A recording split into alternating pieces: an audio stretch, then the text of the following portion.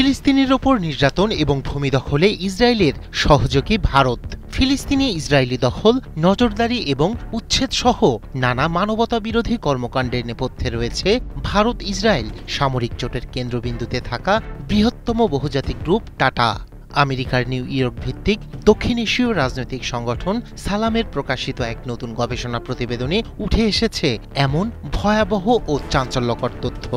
এছাড়াও এতে অতি ডানপন্থী ভারতীয় প্রধানমন্ত্রী নরেন্দ্র মোদী এবং চরমপন্থী ইসরায়েলি নেতা বেনিয়ামিন নেতানিয়াহুর অধীনে হওয়া ঘৃণ্য কার্যক্রমের বিস্তারিত উঠে এসেছে। ইসরায়েলের গাজা অভিযান ও ফিলিস্তিনে সামরিক দমননীতির সঙ্গে জড়িত ভারতের বৃহত্তম ব্যবসায়িক গ্রুপ টাটা।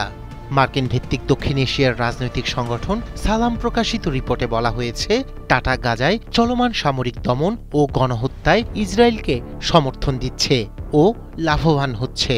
শনিবার প্রকাশিত প্রতিবেদনে তুর্কি সংবাদ মাধ্যম টিআরটি ওয়াল জানিয়েছে, টাটার কার্যক্রম ইসরায়েলের দখল ও ফিলিস্তিনিদের ওপর নজরদারি এবং বসবাসের অধিকার হরণের প্রক্রিয়ার সঙ্গে গভীরভাবে যুক্ত। বিশেষত Tata advance systems limited Israel aerospace ইন্ডাস্ট্রিজের সঙ্গে যৌথভাবে বারাক 8 ক্ষেপণাস্ত্রের গুরুত্বপূর্ণ কমান্ড সিস্টেম এবং F-16 যুদ্ধবিমান এবং AH-64 অ্যাপাচি আক্রমণ হেলিকপ্টারের অংশ সরবরাহ করে, যা গাজায় বিমান হামলায় ব্যবহৃত হচ্ছে।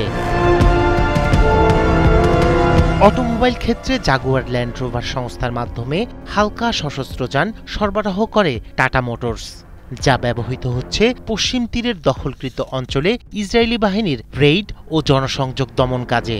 ডিজিটাল প্রযুক্তি ক্ষেত্রে টাটা কনসালটেন্সি সার্ভিসেস ইসরায়েলের আর্থিক ও সরকারি ব্যবস্থায় গুরুত্বপূর্ণ অবকাঠামো প্রদান করেছে, যার মধ্যে রয়েছে বিতর্কিত ক্লাউড প্রকল্প প্রজেক্ট নিম্বাস, যা ফিলিস্তিনিদের নজরদারি ও নিয়ন্ত্রণে সহায়ক। টাটার এসব উদ্যোগ কেবল ব্যবসায়িক অংশীদারিত্ব নয়, বরং ইসরায়েলের গণহত্যা ও দৈনন্দিন দমন ব্যবস্থার মূল উপাদান।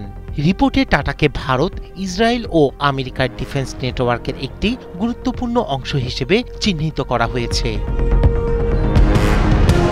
ইসরায়েলি প্রধানমন্ত্রী নেতানিয়াহু 2024 সালের 13 অক্টোবর এক্স পোস্টে ভারতের শিল্পপতি রতন টাটার মৃত্যুতে গভীর শোক প্রকাশ করেছিলেন, যা এই সন্দেহকে প্রথমবারের মতো উস্কে দেয়।